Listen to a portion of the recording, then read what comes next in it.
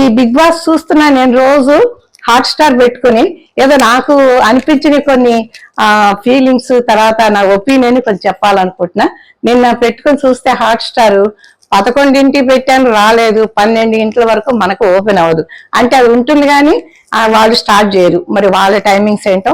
సరే 12 తర్వాత స్టార్ట్ అయింది. పాట అవగానే అందరు నిద్రమొహాలతో లేసి ఏదో చక్కగా డాన్స్ చేసేసారు, అయిపోయింది. నెక్స్ట్ మార్నింగే డెమాన్ పవన్ చక్కగా బ్రష్ చేసుకుని కిచెన్ లోకి వచ్చేస్తాడు. వచ్చి రాగానే అందరికి టీ పెడతాడు. ఇంకా మిగతా వాళ్ళందరూ చక్కగా కూర్చొని టీ తాగిన తర్వాత మళ్ళీ వాళ్ళ స్నానాలు వాళ్ళ కార్యక్రమాలకు వెళ్ళిపోతారు. నెక్స్ట్ వచ్చి అక్కడికి వచ్చేది ఎవరంటే దివ్య. ఇంకా దివ్య వచ్చి కిచెన్ సెక్షన్ అటెండ్ అవుతుంది. ఇంకా రీతు వచ్చి తన కొన్ని ఉంటే డిష్ వాషర్స్ చేసేసుకుని తను వెళ్ళిపోతుంది. ఇంకా వీళ్ళిద్దరూ కంటిన్యూస్ గా నిలబడి రోజంతా కిచెన్ లో చేస్తూనే ఉంటారండి. అసలు ఎప్పుడు చూడండి డెమాన్ పవన్ తర్వాత దివ్య ఇద్దరు కిచెన్ లో నిలబడి చేస్తూనే ఉంటారు. పవన్ ఏమో సీరియస్ గా చేస్తాడు. అయితే అంతా వచ్చండి వంట అంతా, చిట్కాలు కూడా చెప్తాడు. అమ్మాయి అడుగుతుంది దివ్య, ఈ పాకం వచ్చిందా అంటే లేదు, నీళ్ళ ఉంది, కొంచెం చిక్కగా ఉండాలంటాడు. అన్ని కూడా ఈ వంట అయితే నాకు వచ్చి, ఈ స్వీట్ అయితే నాకు వచ్చింది. స్వీట్ కూడా చేస్తాడు. చపాతీని చిన్న చిన్న ముక్కలు కోంచి దాని పాకం నుంచి స్వీట్ తయారు చేస్తాడు. మరి ఎంతో ఓపికగా చక్కగా వంట చేస్తాడు. మరి అందుకే వాళ్ళ మమ్మీ వచ్చినప్పుడు చెప్పింది, మరి మా పవన్ కి లేడీ ఫ్యాన్స్ ఎక్కువ అని.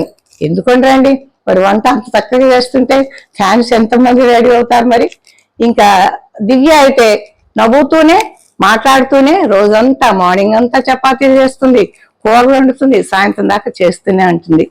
ఇంకా సుమన్ శెట్టి యాడ్ అవుతాడు. ఈలోపుగా వచ్చి కూర్చొని కటింగ్ చేస్తా అంటాడు. కూరగాయలన్నీ నిదానంగా కట్ చేస్తాడు. సంజన వస్తుంది, ఆవిడ రెడీ చేస్తుంది. ఆవిడ కూడా కొన్ని డిష్ వాషెస్ చేసేస్తుంది. ఈ లోపుగా కళ్యాణ్కి ఏమి ఇచ్చారంటే ఫ్లోర్ క్లీనింగ్.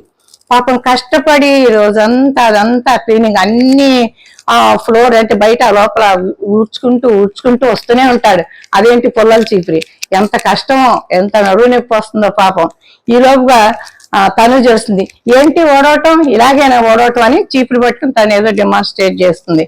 ఏది ఎక్కడైనా ఉందని చూపించి చెత్త, మరి నేను కూర్చుని మొక్కలు పెడతాం అంటాడు. ఎక్కడ ఏం కనపడదు, నవ్వుకుని వెళ్ళిపోతుంది. ఈ లోపుగా రేషన్ వస్తుందండి.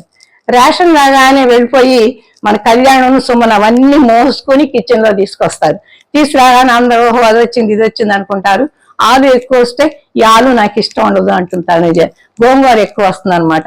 గోంగూర చూసి అందరూ అంటారు, ఓ మన ఇమాన్యుల్ గోంగూర పచ్చడి బాగా చేస్తాడు, మన ఇమాన్యుల్కి అప్పచేద్దాం అనుకుంటారు. ఇంకా తర్వాత వాళ్ళందరూ కూర్చొని చదువుకుంటుంటారు. గోంగూర ఇమాన్యుల్కి